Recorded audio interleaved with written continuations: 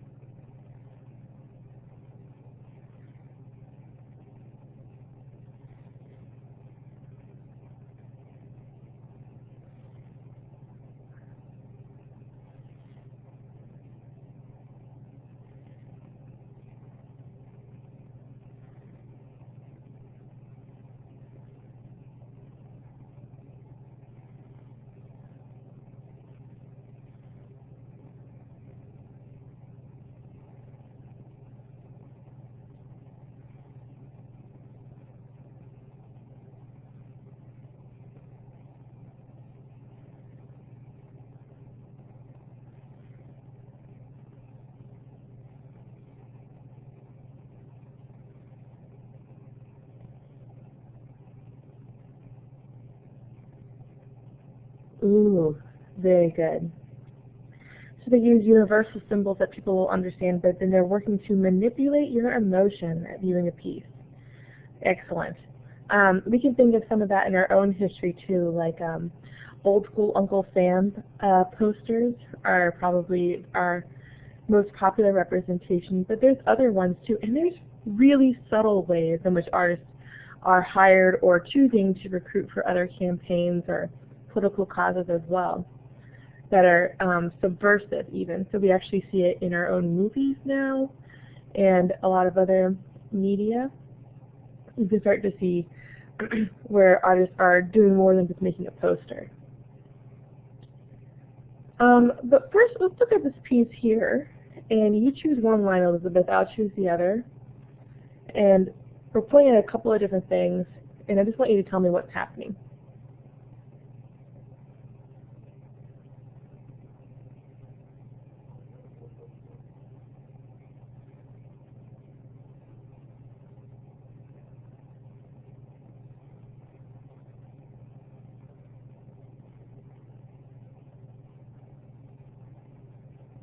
Swords held high, right?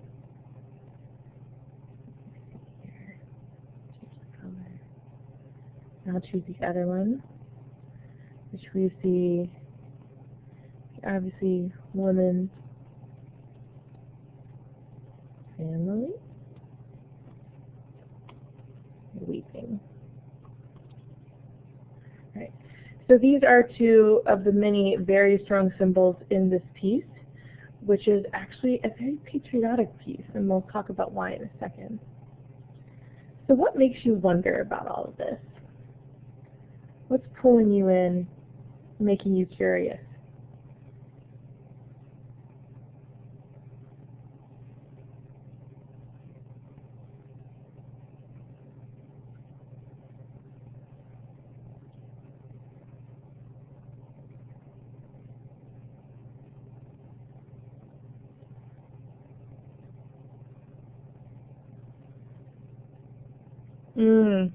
Why the women are weeping and why the man is holding up the swords. So if the women are weeping, hi Aaron. If the women over here are weeping, they're probably upset about something that is happening or is about to happen. So what would be your best guess?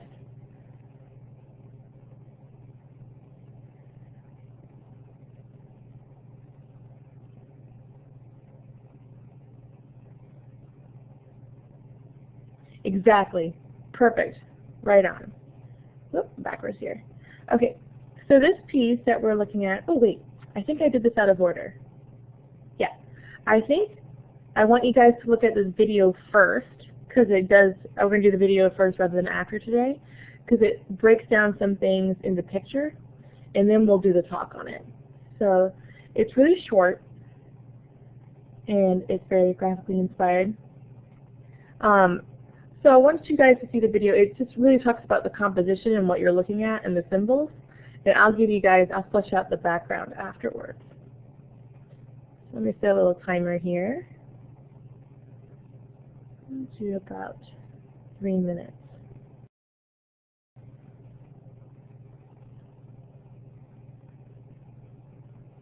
Okay.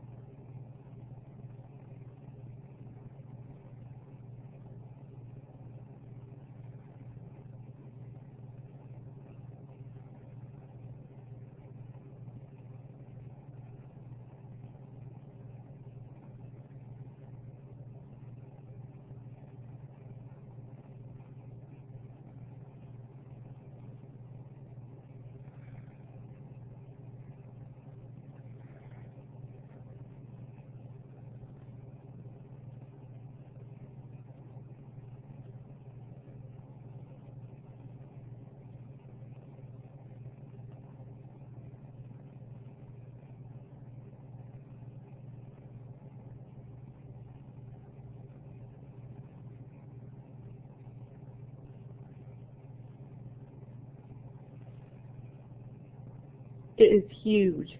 It's spot on. It is a big painting.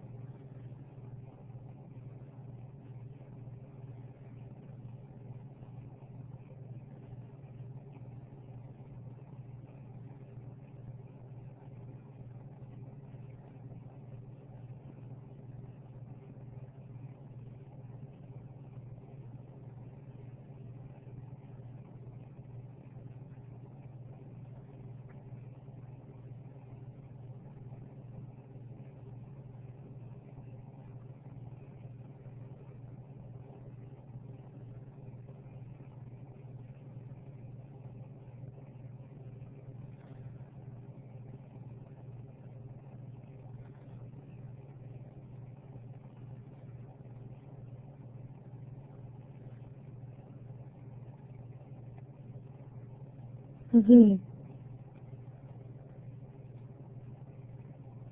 Yeah, that's a great observation. So yeah, the artist was truly skillful in how he made your eye move around the piece. In this piece, I don't know if you guys are up on your internet conspiracy theories, but this is a piece that's always referenced by the Illuminati. But in reality, it's a really common tool in art that we have. For some reason, we don't have a triangle tool. I'll use this as a highlighter. Okay, so the Oath of Horatii is composed in threes and in triangles, which also have 3 sides. So we see there's like a triangle here. These guys right here are forming a triangle. And then these ladies are forming triangles as well. And she's even, that mother in the back has a little triangle. And then we have 3s as well. Let me clear the page.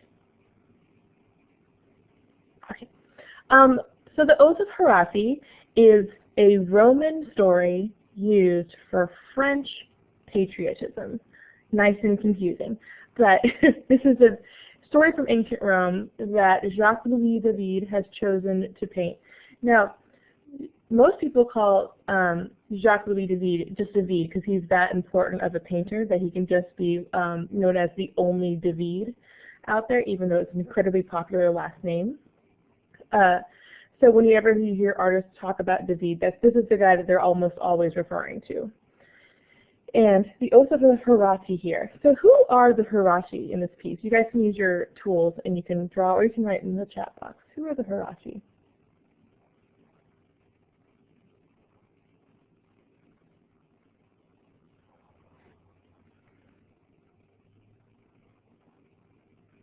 Yes, exactly. Those are the 3 brothers right there. So the three brothers are making their oath. And who is this guy in the middle? Their father, who also happens to be the king or the ruler at this time. And he literally is holding the sword, so he's holding the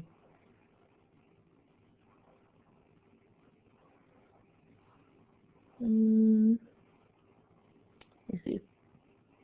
The guys don't have any power without these. That's the king is holding all the, I just said the word.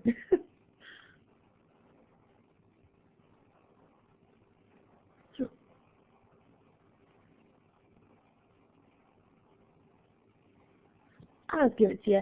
So the king is holding all the power, in which the soldiers, also his sons, have to pledge for. Now, what you see here, the salute and the arm pose, this actually used to be the common salute, believe it or not. Even early U.S. soldiers would salute this way, in which you hold your arm up in like a symbol of power that you're sending, or almost like requesting energy from the person with power, as an oath. But you guys can guess, which culture and military power destroyed that? I would say it's destroyed. It's taboo to hold your arm up this way in this pose today to make a pledge.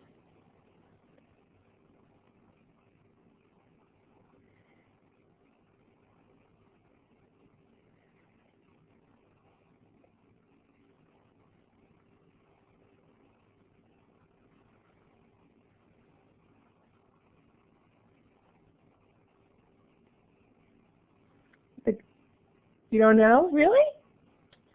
Surprised. So think about old World War II footage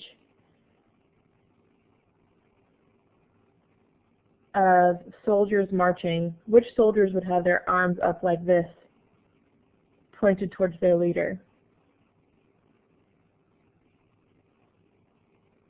Nazis, right. So the Nazi Germany actually basically has made this position a taboo, but it was a super old school way in which to salute someone of power. It's actually to have the arm out and raised up. And now we don't even consider it doing that anymore because it seems completely owned by Nazi Germany. But in fact, it was a really old school way to do it. And even in the beginning of the U.S. militaries, they would actually salute this way as well. Yes, Hydra. So yeah, you might know from your Captain America movie or such. But yeah, so this used to be the old school way to salute, and so these boys are waiting for the king to give them power, and then behind them, they showed you in the video. But who are these ladies here?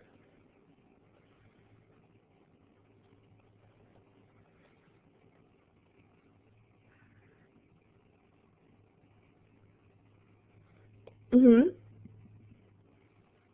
Yes, you're right. So these are all of the wives, really right here, the two wives, and then one of which is a sister right in the front. The girl with the most skin showing and her hair is all wrapped up. Yes, right. So as the story goes, it was actually pretty practical. Rome, as I recall, didn't want to look weak, but they had a civil war happening with another town.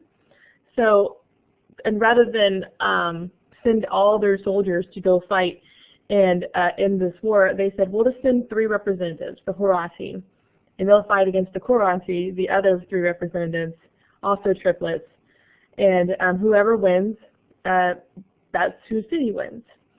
So it comes down to, in the end, as you guys probably saw, only one of the Horatii survives, and then all the Horatii are dead.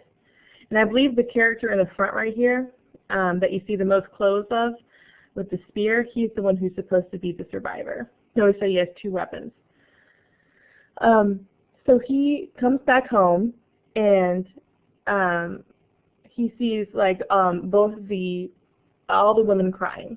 So the wives are crying, and his sister is crying. And he looks to Camilla and says, Do you cry for your brothers? And she says, any guesses?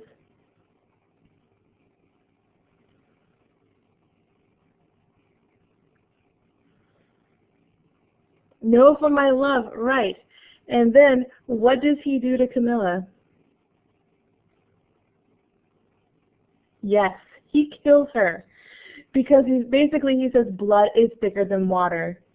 Yeah, it's a story about loyalty from the beginning to the end, and how she should have been loyal to her brothers over her betrothed, which is a pretty intense story. But Jacques-Louis David was one of many artists who worked during the Revolution, the French Revolution. Any guesses how many revolutions there were? You throw a number out there. So I have this up right here in another window, but the estimation is that there are technically 16 revolutions in like a 70-year period. Yes. In one lifetime, there were 16 revolutions.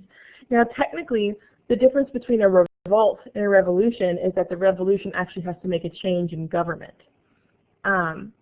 So there were many other revolts on top of that. But there was essentially a couple of generations in France in which things were an upheaval about every 12 years. They would change their constitution, which I don't even think we could imagine that now. But this was sparked by the U.S., actually. France working along with the U.S. in our revolution, and then also dealing with their own political chaoses. That kind of sparked a secession of it. Now, believe it or not, the U.S. has had many attempts at other revolutions, but they have almost all been squashed completely to the point that we don't even talk about them today. So I would say there's been many attempted revolts which have just been shut down, which is why our Constitution is, compared to most of the countries, is so old and relatively untouched from its primal version. Okay, so this is a piece really about, though, the oaths that we make and calling people to war, calling for nationalism, calling to fight. And they are also showing, you know, a little bit of the side effects here, and to fight for your brothers in the end. This is David. You can see here the passion that he has in this piece. The left is his self-portrait. You get a pretty good grasp of him, and also the era that you're in, actually. We're getting to the point where you, this is a really common period to have, let's see, a lot of movies based on. So Pride and Prejudice is going to come a few years after he was alive. You're almost not quite at Napoleon yet. That's after this stage, Napoleon starts to become a big deal. But David, he worked almost solely to recruit. He had a beautiful painting style that was all about the old ways. And it was called neo-classical.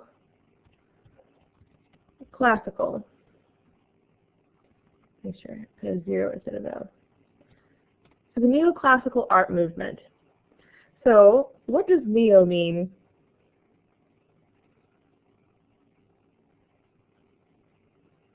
That beginning of the word.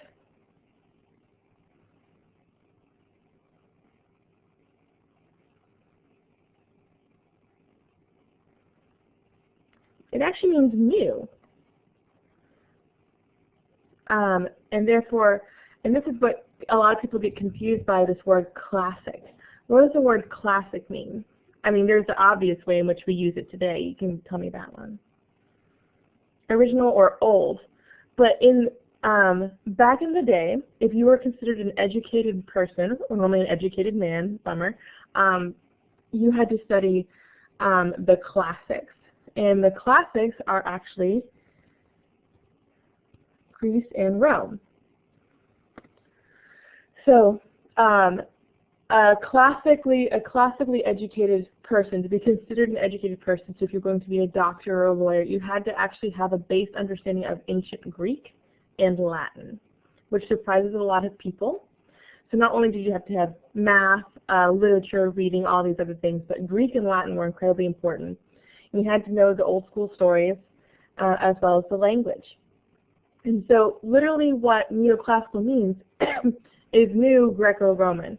So if we go back here, he's borrowing from Roman tales and reinventing things and bringing them out anew. And even this piece right here to the right this is actually a painting of an assassination. This is even painted in a Greco-Roman style. You couldn't tell that this was something from out of that age. And people would pay a lot of money for it because it was of the style. And also there's a lot of patriotism behind it in neoclassical work that isn't necessarily around in Greco-Roman works. But this piece right here, something he's also known for, is called The Death of Murat. And this is actually a painting of a man who was assassinated in his bathtub. And you can see here he's a famous political writer. As the story goes, a woman assassin actually snuck into his bath. He had a skin condition, not quite like leprosy, but it was something else where he had to have hour-long soaks every day in the bathtub, which at this time in France was considered a lot of time in the bathtub. And you can see he had his hair wrapped up in a turban so that it wouldn't get wet and such. And a woman actually came in and stabbed him. And in the middle of him writing one of his patriotic articles, and ran away. And then as the story goes, because he was a revolutionary, he was writing against the state, the police actually came in, picked up his bathtub with him in it, and left him out in the street so that everyone can see this dead political writer. Yeah, right? Dark times. This is not a happy time of history, but it is an exciting one. And the things that they would kill over today, we would not even accept as worthy of death now, right? So they wouldn't even imprison people, they would just kill them at this time. So David would paint these huge glorified images to recruit for his cause, and notice how almost saintly this dead man looks. He doesn't look like he has a skin condition. He even looks pretty strong, right? Looking at him, and his face is even like pretty classical and almost beautiful as well. And David is trying to definitely recruit so that you have some sympathy for this dying man. Okay, so the honors question today, and I will post this after the session, is should the artist take responsibility for the propaganda he/she creates? Which is a kind of complicated one. And the reason why I bring this up is there is a caveat here. What if you are forced to create a propaganda image? Should you take responsibility for the results of that? So voluntary or forced, it could change your mind on what you think is what you're responsible for.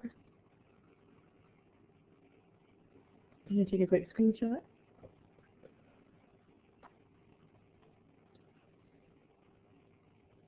Is this week 24? I think so.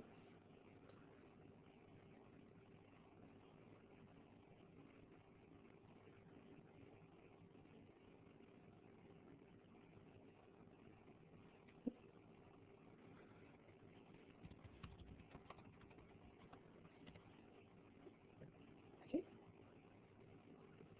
And then moving forward. So current day. And a very different vibe. This is an artist named, I'm trying to say it, Olivier Morissette? I'm not sure. But this is a French artist who also claims to be a political artist as well. And so I'm going to read this quick description of the group that he works with. Combining a zero-sum approach to painting with situationalist style tactics, BMPT, which is the political group of artists that he's involved in, turn formalist reduction into political statement.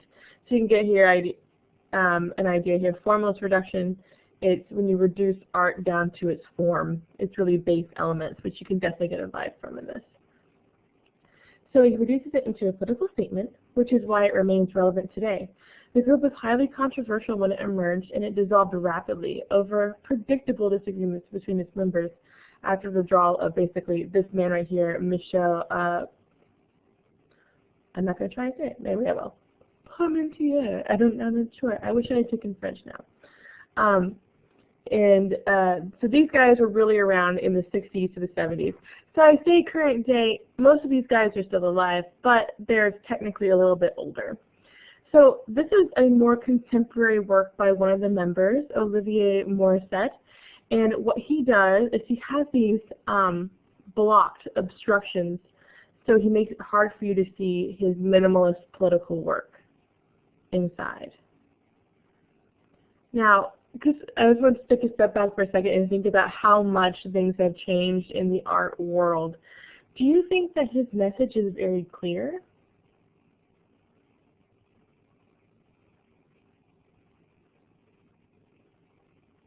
Putting something as a block to seeing the truth?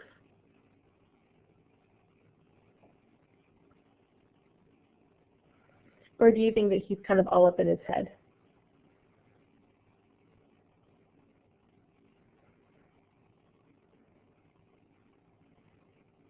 Yeah, in a way.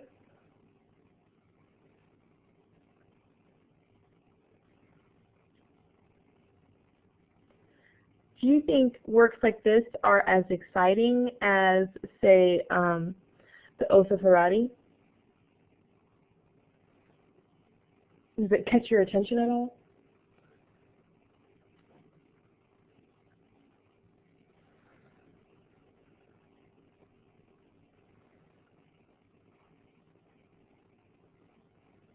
Kind of, right. So there's a big divide in art today. Technically, the era of art that we are living now is called postmodernism or pluralism.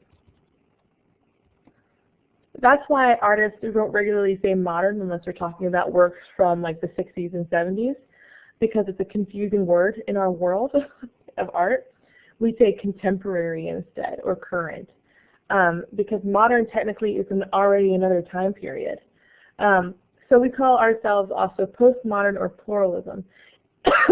And the issue with current day works, with pluralism works, is that anything can exist. So plural, there's lots. Anything can exist as art now. But do you think that we've watered things down too much? By having no rules, do we now feel like we should have rules?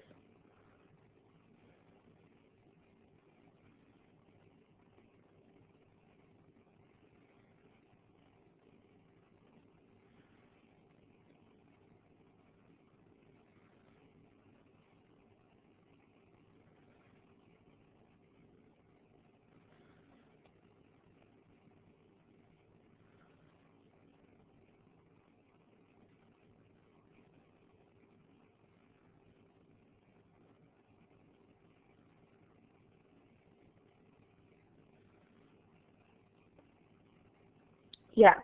So by governing it, are we constraining it and keeping it from being?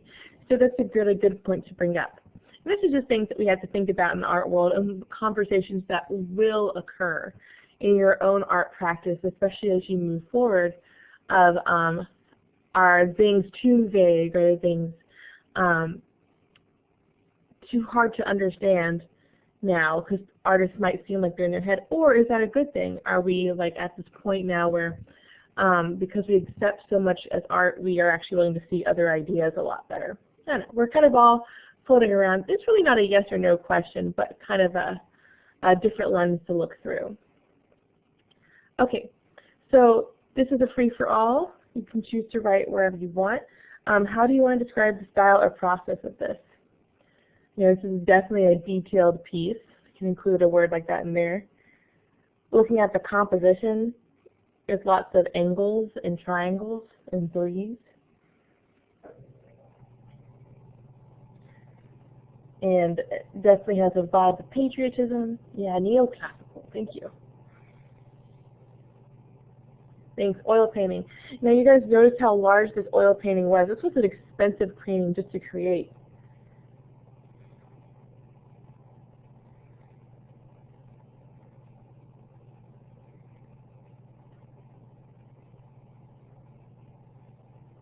Mm-hmm.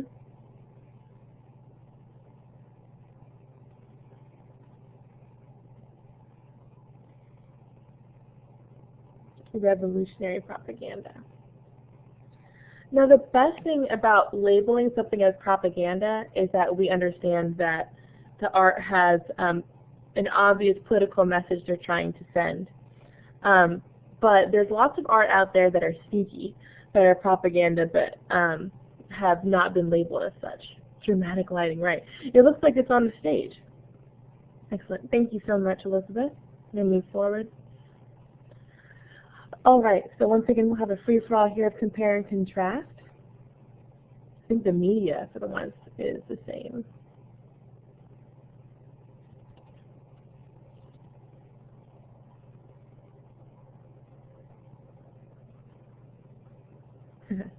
We both heard that. That's funny. Intimate.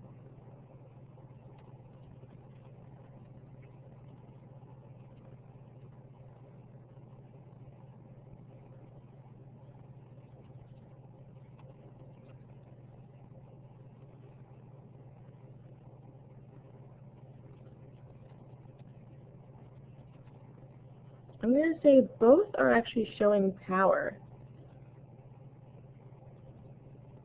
I'm going to jump that one. Yeah. But they're like completely different vibes.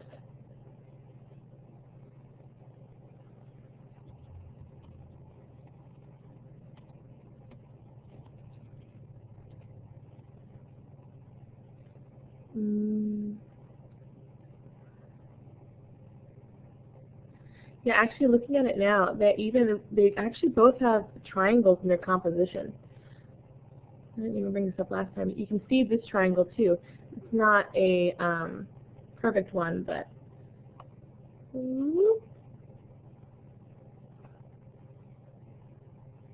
yeah. And there's sort of an inverted one coming off the wall as well.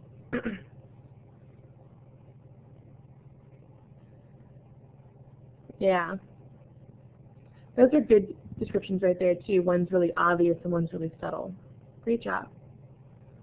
Okay, I'm going to move forward. So how does a piece like Oath of Horatii impact the art world?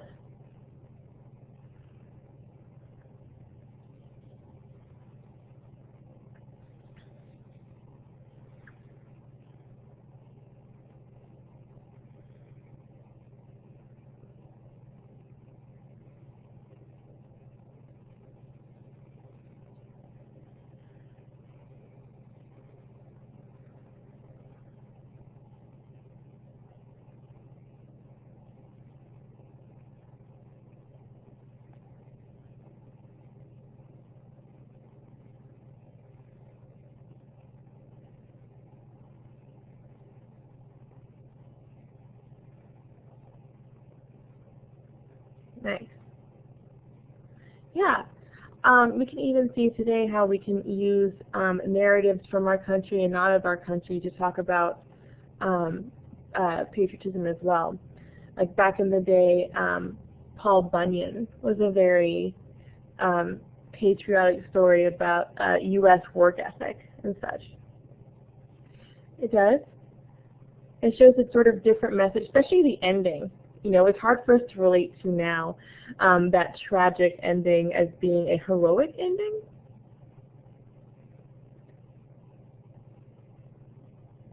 In French Revolutionary times.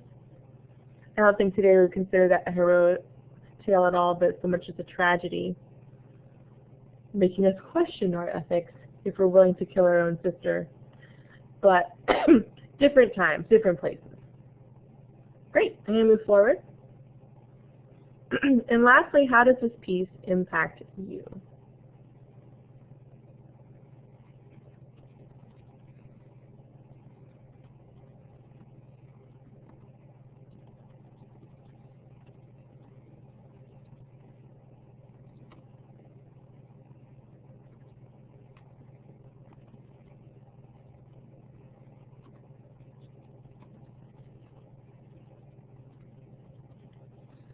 So this is always a question I have to ask myself if I'm making something that's going to be intense. What message am I sending, and am I responsible for how others will see it? Sometimes yes, sometimes no. It kind of depends. And like, for example, in this situation where I'm teaching you guys, I'm in a role in which you're learning from me. I have to consider what I'm saying, because how it will impact you in the long run. And then versus if I'm making something like personal in a sketchbook and posting online. Yeah, you can send many messages. You can both use subtle and evident measures to get a message across. Exactly.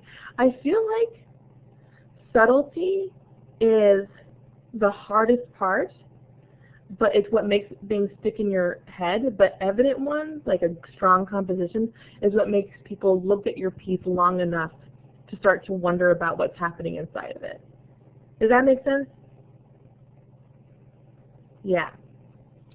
So in your own work later on, I would consider, because we're going to be doing, I think, figure drawing eventually. We're about to go into, after color theory, we're going to go into a concept art piece where the triangles might really work out.